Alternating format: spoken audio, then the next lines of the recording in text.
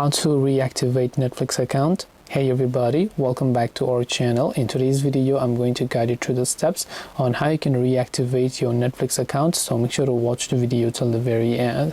Well, if you want to reactivate your Netflix account, it's actually quite very simple to do, because in the case that maybe you have happened to deactivate your account temporarily, and if you happen to hold your subscription, you can try to re-log in and it will reactivate automatically.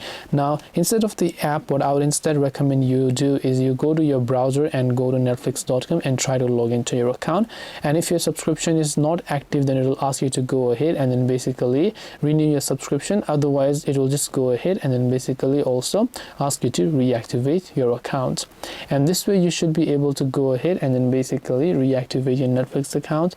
Hope this video was very helpful. If you have got any questions, feel free to leave them down in the comment section below. Thank you very much for watching till the end of this tutorial, and see you soon in our next video.